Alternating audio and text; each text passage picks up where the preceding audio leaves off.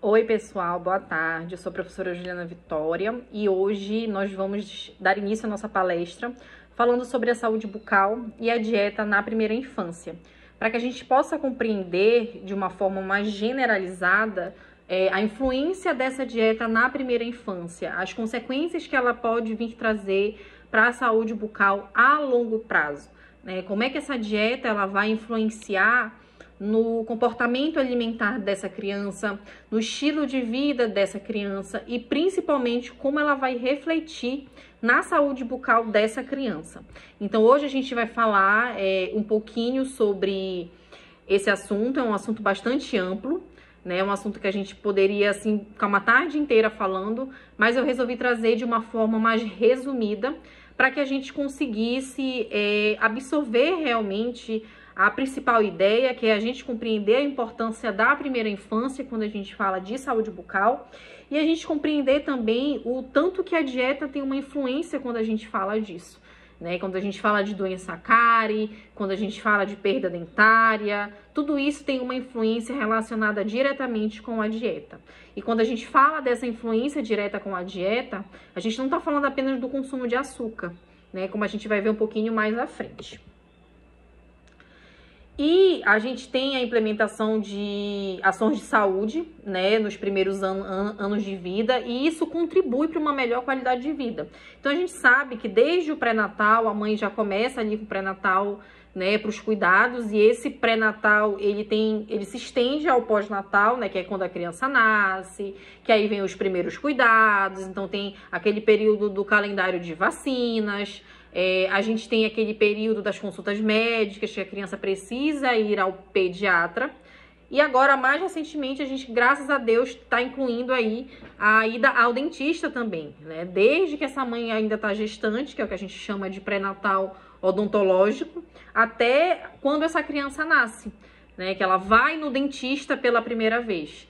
Então, para a gente ter uma qualidade de vida, para a gente ter essas ações voltadas para a saúde, a gente precisa compreender que um trabalho multidisciplinar ele é essencial. Então, a gente trabalha ali juntamente com o pediatra, com o nutricionista, com toda a equipe para que a gente consiga garantir uma melhor qualidade de vida para essa criança. E a gente precisa entender que nós somos profissionais que vamos trabalhar com especialidades distintas, né? Que são outras especialidades. Então, nós vamos trabalhar em conjunto em prol dessa criança, da saúde dessa criança. Então, eu preciso conhecer a importância do meu trabalho, saber o limite do meu trabalho e de que forma o meu trabalho se torna essencial nessa equipe multidisciplinar. E, para começar, nós vamos iniciar falando do aleitamento materno, né? A prática do aleitamento materno exclusivo, ela é recomendada pela Organização Mundial de Saúde, né, até os 6 meses de vida da criança, e esse aleitamento materno continuado, ele pode ir até os 2 anos ou mais. A gente sabe que ali por volta dos 6 meses a gente começa com a introdução alimentar. Tem algumas crianças que cessam com o hábito da amamentação naturalmente, ou temos mães que optam, né, por suspender a amamentação, mas tem crianças que estendem aí até os 2, 3, 4 anos de idade. A organização, ela não tem uma data limite que se recomenda para que seja interrompido esse aleitamento materno. E ele tem uma importância fundamental na vida da criança quando a gente fala de saúde bucal, de saúde oral, né, do desenvolvimento dos músculos da face, do desenvolvimento correto do sistema estomatognático, né, da posição da arcada dentária. Toda essa influência a gente tem muito baseada no aleitamento materno. Ele exerce um papel fundamental quando a gente fala de desenvolvimento de musculatura.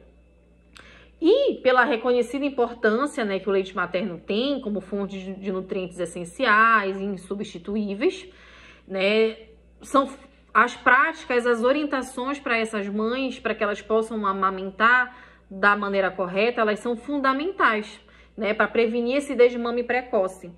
A gente sabe que às vezes a mãe ela acaba optando pelo desmame precoce por ela não estar amparada, por ela não estar bem orientada para que ela possa realizar a amamentação da forma correta.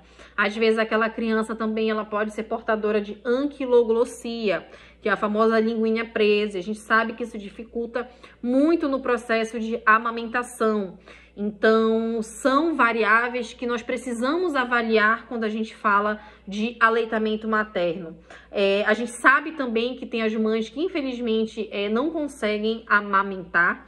E a nossa presença, ela se torna mais ainda importante para que a gente possa orientar essa mãe, tanto no sentido odontológico, que a equipe médica possa orientar no sentido médico, que a equipe nutricional possa orientar no sentido nutricional. Então, nosso trabalho, ele vai ser sempre essencial, independente da variável que está presente, né? Então, a gente tem que colocar a bandeira do aleitamento materno como algo essencial, tem que incentivar, mas a gente precisa principalmente amparar as mães que, infelizmente, não conseguem fazer isso. Então, para que a gente consiga prevenir esse desmame precoce cada vez mais. E na primeira infância, né, o fato das crianças irem ao pediatra antes de ir ao odontopediatra, né, faz com que o médico ele tenha um importante papel sobre a saúde bucal. Na maioria das vezes em crianças, o médico ele é a porta de entrada quando a criança está com algum problema bucal. É ele que acaba encaminhando essa criança para o dentista. Então, ele tem uma influência sobre a família. Quando é encaminhado pelo médico, a família já chega falando, nossa, foi o médico que recomendou, e aí nós viemos com uma certa urgência. Então a gente entende que a influência do pediatra sobre a família, né, é fundamental. Afinal, ele acompanha essa criança, acompanha essa mãe. Então, nada mais e nada menos do que a gente se sentir parte dessa equipe multidisciplinar também. Entender que o pediatra ele é uma peça fundamental, uma peça primordial, mas que nós também somos peças primordiais e fundamentais. Nós como dentistas, como nutricionistas, como fisioterapeutas e afins, né? Então, torna-se muito relevante que a gente se integre mais na área médica, que a gente mantenha o contato com o pediatra dessa criança, para que a gente possa saber como é que está o desenvolvimento dela também. Quando a gente trata de uma criança, a gente não trata apenas de dente, a gente trata de uma criança como um todo. Então, eu preciso ter essa visão integral do meu paciente. E o aleitamento materno, ele é a intervenção isolada em saúde pública com maior potencial de diminuição de mortalidade da infância. Então, é muito comprovado a eficácia do aleitamento materno. Por que a gente tem que cada vez mais se embasar e se capacitar para que a gente consiga amparar as mães, auxiliar as mães e fazer com que elas não desistam, né? A gente sabe que nós vamos encontrar, na maioria das vezes, dificuldades, mas a presença do aleitamento materno, ele faz uma diferença fundamental na vida dessa criança, né? É primordial que ela tenha o desenvolvimento correto dos músculos da face, é primordial que ela tenha o desenvolvimento correto da dentição. Então, tudo isso vai ser associado a essa primeira infância, a esses primeiros dias, né, dos primeiros anos desse bebê. E o paladar, ele é formado no útero da mãe. Já é comprovado, né, cientificamente que durante a gestação, tudo que a mãe consome acaba atravessando a barreira placentária, né, e o feto ele sente os sabores da alimentação que a mãe está consumindo. Então, a influência da alimentação durante o período gestacional já está cientificamente comprovada. Então, o estilo de vida que aquela mãe leva, o estilo de vida que aquela família leva, e tudo isso vai influenciar também no paladar que essa criança virá a ter, tá? Então, uma mãe, por exemplo, que ela consome carboidratos de alto índice glicêmico, muitos carboidratos fermentáveis, açúcar, bebidas açucaradas, então a criança nasce com um paladar mais acentuado, mais cariogênico, com maior tendência para esse tipo de alimentação. Diferente de quando a gente tem uma dieta mais balanceada, rica em frutas, verduras, proteínas, e aí a gente consegue modular um paladar mais saudável para essa criança. E nós temos os alimentos cariogênicos, né, que são os carboidratos fermentáveis, os açúcares, né, mas a gente também vai falar de alguns outros, porque a gente fala dos carboidratos E quando a gente fala de açúcar, a gente entende como apenas açúcar, como chocolate, como pirulito, como doces. E quando a gente fala de açúcar, a gente precisa lembrar que eu tenho carboidratos que sofrem metabolização de açúcar. Então, por exemplo, eu como um pão. Ah, mas ele só come pão, ele não come açúcar. Mas a partir do momento que esse pão ele entra nessa corrente sanguínea, ele se torna açúcar. Então, deixa a saliva mais ácida. Então, a gente precisa, muitas das vezes, explicar para os pais a questão da frutose, que tem que ter cuidado com o açúcar das frutas, que tem que ter cuidado com o pão, que tem que ter cuidado com os doces. Então, a gente tem que ali explicar para o pai, às vezes, que o doce não é apenas o pirulito e o chocolate. E esses alimentos cariogênicos, eles são alimentos com grande potencial para desenvolver a doença cárie, né? Pelo seu alto índice de açúcar, e deixa a saliva, acaba ficando com pH mais ácido, que é um ambiente mais favorável para o desenvolvimento da doença cárie. E esses alimentos, quando eles são associados a uma higiene bucal inexistente ou inadequada, eles ficam cada vez mais aderidos à superfície dentária. Tá? Então, com essa aderência à superfície dentária, eu começo ali a colonizar futuramente uma colônia de bactérias de cárie, porque eles vão formar uma película bacteriana chamada biofilme. E com a presença daquela película, a ausência de escovação dentária ou escovação dentária inadequada, acaba ocorrendo o risco do desenvolvimento da doença cárie. E essa lesão de cárie, ela começa a partir da perda dos minerais que são presentes no dente, por meio da produção dos ácidos que são feitos por essas bactérias. Então, a gente tem uma metabolização desse açúcar. Então, por exemplo, bolachas, pães, balas, chocolates, refrigerantes, são todos alimentos que são ricos em açúcar. E o tempo e a frequência com que esses alimentos eles ficam presentes, isso é determinante para a formação dessa lesão inicial de cárie, que é a mancha branca, né? Que ocorre justamente pela perda dessa mineralização. Então, digamos que essa criança consumiu esse biscoito recheado com achocolatado 3 horas da tarde. E ela só vai escovar o dente após o jantar às 8 da noite. Olha o período de intervalo ali de tempo que eu tenho para que esse biofilme, esse resíduo cariogênico fique aderido ao meu dente, né? Forme essa película de biofilme, porque ela é formada em poucas horas. E ali eu já começo a dar início a um processo de desmineralização dentária e início de formação de lesão de cárie, lesão inicial de cárie. E quanto maior o número de vezes que a gente come doce, maior o tempo de contato, maior a chance da gente formar cárie. Eu digo sempre que comer doce não é proibido. O que acontece é a frequência com que eu consumo, a forma que eu consumo, tudo isso influencia quando a gente fala de doce. Comer doce não é proibido, a gente tem que comer doce com moderação, tá?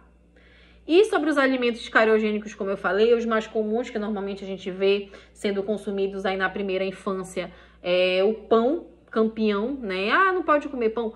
Pode comer pão, tá? Mas a gente tem que reforçar ali a higienização dentária, pasta com creme dental fluoretado desde o primeiro dentinho, então não existe isso de creme dental sem flúor, tá? O chocolate, que é um dos preferidos, as famosas balinhas, os doces, refrigerante, por incrível que pareça, às vezes a gente tem bebês, a gente tem crianças, eu falo engraçado crianças, né? Mas pra mim até 3 anos de idade ainda são bebês. Então a gente vê bebês, né, consumindo refrigerantes, bolachas recheadas, os famosos achocolatados de caixinha. Então a gente ainda vê que é muito perceptível, muitas vezes pela praticidade, ofertar esses alimentos à criança.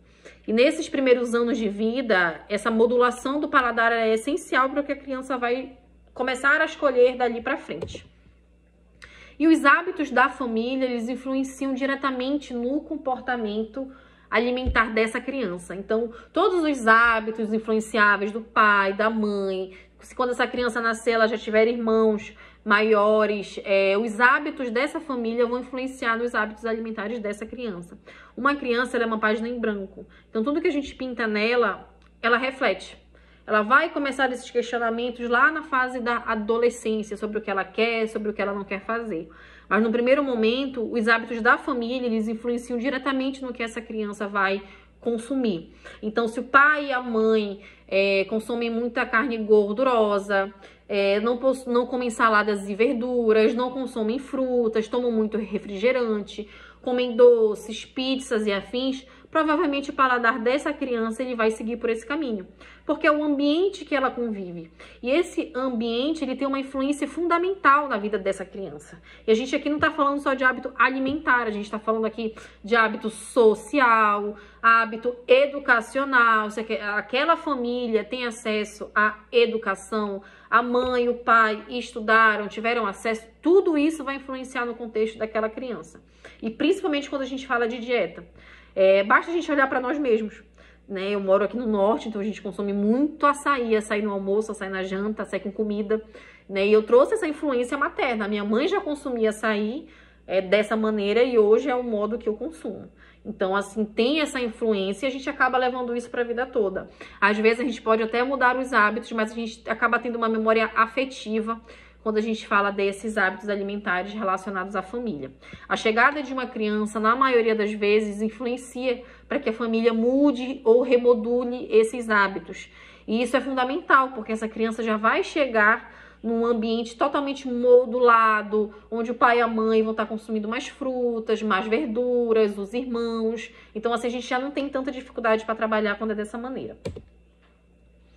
E nós temos os primeiros 1000 dias de vida, que são o período que vai do primeiro dia de gestação até os 2 anos de idade, e é considerado um intervalo de ouro, porque nesse período a gente pode mudar radicalmente o destino dessa criança, não só em termos biológicos de crescimento e desenvolvimento, mas também de hábitos intelectuais, sociais. E nesse curto período de 36 meses, as crianças elas estão desenvolvendo habilidades para falar, para pensar, para o raciocínio, né? Então ali começa a construção de valores, comportamentos sociais.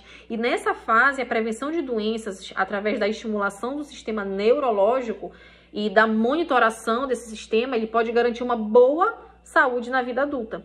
Então, por isso que eu falei que nesse primeiro momento, tudo que a gente oferta para essa criança, tudo que ela vai consumir, tudo que ela vai ter o primeiro contato, vai ser um reflexo de tudo que ela vai vivenciar na vida dela toda. Ah, mas eu consumi besteira a minha vida toda e quando eu fiz 18 anos eu mudei os meus hábitos. Gente, isso é totalmente possível de acontecer. Mas como foi a sua vida? Como foi a sua infância? Né? Tudo isso reflete para que a criança tenha um estilo de vida mais saudável, para que ela porte menos doenças no futuro, isso é essencial, tá? E uma boa nutrição associada a esse cuidado de saúde nos primeiros anos de vida tem um papel promotor quando a gente fala de saúde, principalmente de saúde bucal. Essa criança ela vai ter menos cárie, ela vai desenvolver menos doenças bucais, então a questão do aleitamento materno, o acompanhamento pediátrico, odontológico, do fono, de toda uma equipe, faz com que essa criança tenha um desenvolvimento cognitivo, social, intelectual melhor.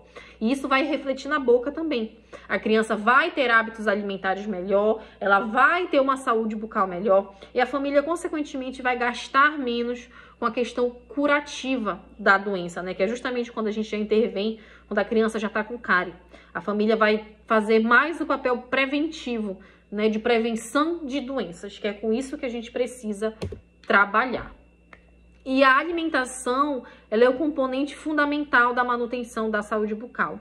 Como eu falei, ela desempenha uma tríade, um papel fundamental quando a gente fala de desenvolvimento de hábitos, de qualidade de vida, de saúde bucal num contexto geral. Uma criança que se alimenta melhor, uma criança que tem acesso a alimentos como frutas, proteínas, grãos, alimentos mais saudáveis, com menos açúcar, né? Alimentos menos industrializados, principalmente. Tudo que a gente puder optar por uma alimentação mais natural vai ser melhor para essa criança. Mas a gente precisa também entender que não é o fato dessa criança ter uma alimentação saudável que ela vai se isentar da higienização. Tá? A higienização ela é fundamental. Essa criança estando comendo um pão, ou comendo uma fruta, ou comendo qualquer outra coisa. A higienização ela deve ocorrer após cada alimentação. Tá? A gente precisa garantir que o meio vai estar em equilíbrio total. E a gente garante isso através de uma boa alimentação, mas também através da escovação dentária. E com tudo isso, é fundamental compreender que a alimentação exerce um papel fundamental, sim. A gente precisa trabalhar isso. Eu não posso trabalhar a minha saúde bucal de forma isolada quando eu falo de manutenção no sentido geral. Eu preciso sempre saber o que aquele paciente come. Não é à toa que quando a gente faz a consulta, a gente passa para a família o diário alimentar, que é para a gente saber como é a alimentação daquela criança. Às vezes eu posso estar fazendo o melhor tratamento preventivo do mundo. A doença nessa criança continua evoluindo por conta dos hábitos alimentares. Bom, pessoal, essa foi a nossa palestra, bem curtinha, mas bem autoexplicativa quando a gente fala de saúde bucal e a sua relação com a alimentação na primeira infância. Deixei aqui o meu Instagram, caso vocês queiram seguir, o meu e-mail, caso vocês queiram mandar dúvidas. E trabalhar com crianças é uma paixão, é o que eu faço, é o que eu gosto. E a gente tem que aprender a trabalhar com os outros, a gente tem que aprender a trabalhar com os colegas, porque tudo isso vai refletir no bem-estar dessa criança. Agradeço mais uma vez a organização do Congresso pelo convite e mais uma vez, até a próxima, pessoal. Tchau, tchau!